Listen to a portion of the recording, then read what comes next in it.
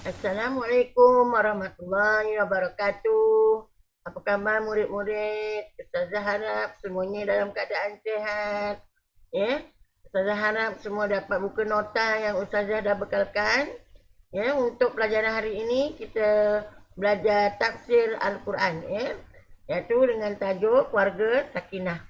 Ya, kita sambung tentang tajuk keluarga sakinah, di mana keluarga sakinah ini iaitu tanda-tanda kekuasaan Allah dengan menjadikan isteri-isteri di kalangan manusia untuk para suami ataupun untuk kaum lelaki. Ya. Untuk hari ini kita akan lihat tafsir ayatnya. Iaitu kita lihat iaitu di antara tanda-tanda keagungan dan kekuasaan Allah Subhanahu Wa Taala ialah menjadikan pasangan untuk manusia dari jenis makhluk yang sama. Makhluk yang sama di sini iaitu manusia itu sendiri. Sama ada dari jenis lelaki dan juga wanita. Maknanya lelaki untuk wanita dan wanita untuk lelaki. Bukan lelaki untuk lelaki ataupun wanita untuk wanita. Sebab pada hari ini dah ramai yang berlaku iaitu lelaki dengan lelaki yang disebut sebagai gay, ya, dan juga wanita dengan wanita yang disebut sebagai lesbian.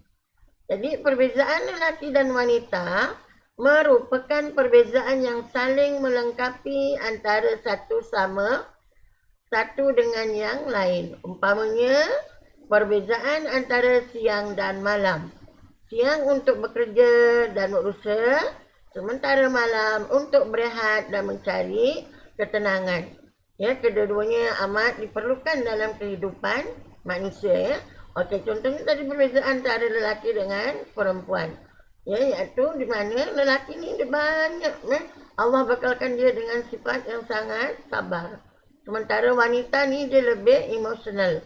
Ya, sebab itulah mengapa Allah melantik lelaki sebagai ketua keluarga. Ya. Okey, seterusnya begitu juga lelaki dengan sifat kelakiannya dan diperlukan oleh wanita. Kan wanita lemah, lelaki kuat. Jadi tanggungjawab lelaki ialah melindungi wanita. Ya, tapi pada hari ini apa yang kita lihat, ramai wanita ataupun lelaki yang mendera wanita, ya. Okey, manakala wanita dengan kelembutannya amat diperlukan oleh lelaki. Dengan itu timbullah rasa tenang dan tentram serta suburlah rasa cinta dan kasih sayang antara pasangan ini apabila disatukan. Ya, itulah antara satu tanda kekuasaan Allah menjadikan manusia berpasang-pasangan. Ya, tujuannya untuk berkasih sayang. Setelah Allah Subhanahu Wa Taala menjadikan Nabi Adam alaihissalam, baginda merasa sunyi dan keseorangan. Maka Allah Subhanahu Wa Taala menjadikan untuknya pasangan iaitu Hawa alaihissalam yang dijadikannya daripada rusuk baginda sendiri. Hiduplah mereka berdua dengan rasa penuh tentram dan bahagia. Ya, murid-murid boleh baca tajuk cerita tentang Nabi Adam dan Hawa ini dalam buku yang lain. Ya. Di sini dia hanya sebut sedikit saja dan Ustazah nak terangkan pun nanti memakan masa yang panjang. Jadi kisah penciptaan Hawa alaihissalam ini memberi makna bahawa fitrah manusia akan merasa cenderung kepada pasangannya. Cenderung itu iaitu berkeinginan, ya, iaitu suka, sayang dan sebagainya lah. Iaitu lelaki kepada wanita dan begitu juga sebaliknya wanita kepada lelaki. Ya.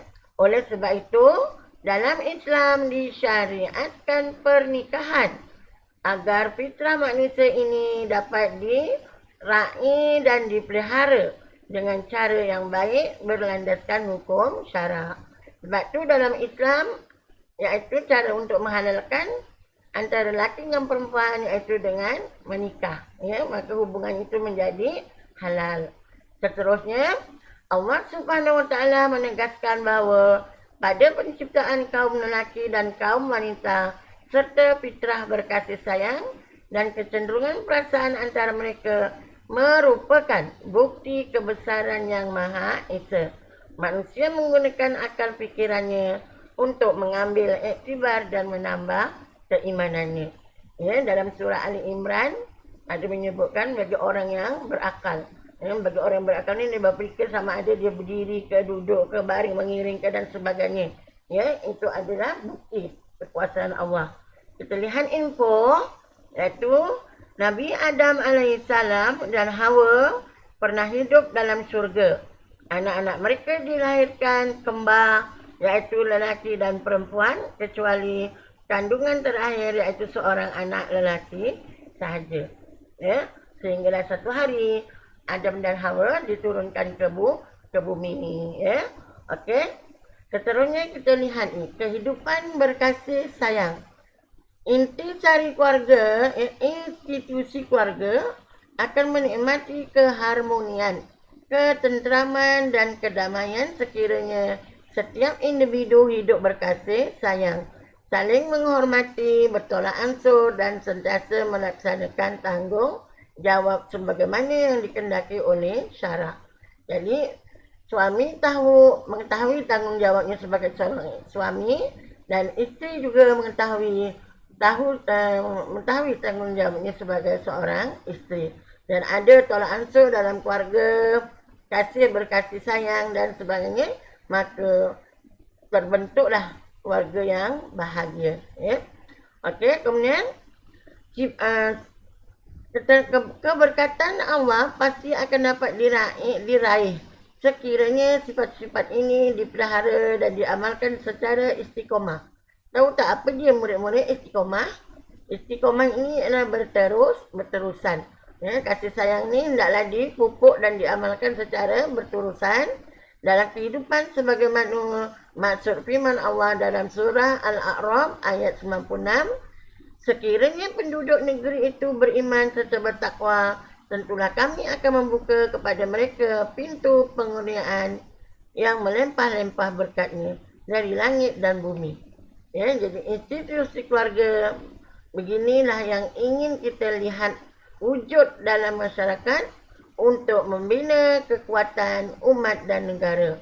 Kesimpulannya, institusi keluarga perlu diperkukuhkan dengan amalan hidup berkasih sayang. Okey, jadi daripada ayat ini kita boleh mengambil beberapa pengajaran, iaitu antaranya yang pertama, Allah Subhanahu Wa Taala bersifat Maha Pengasih lagi Maha Penyayang, menghendaki setiap manusia hidup berkasih sayang.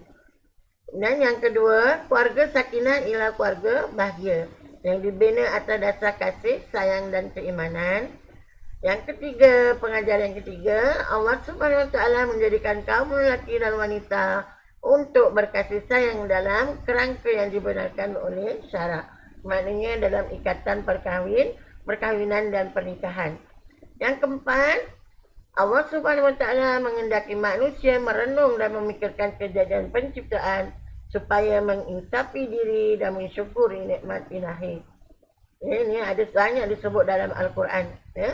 Sentiasa mengamalkan, yang kelima, sentiasa mengamalkan doa, memohon agar keluarga dan zuriat keturunan menjadi penyejuk hati dan penenang fikiran dalam kehidupan. Ya, ada doa tu, ya Allah ya Tuhanku, kata jadikanlah aku dan pasanganku, ya, dan juga menjadi dan anak-anaknya menjadi penyejuk hati. Okey, info. Siapa yang tidak mengasihi orang lain, maka dia juga tidak akan dikasihi oleh orang lain. Ini adalah hadis, ya. Hadis diriwayatkan oleh Imam Abu Daud dan Imam Tirmizi. Okey, untuk tafsir Al-Quran, iaitu tajuk keluarga sakinah, cukup setakat ni sahaja. InsyaAllah pada di hari yang lain kita akan masuk tajuk yang baru mula. Assalamualaikum warahmatullahi wabarakatuh.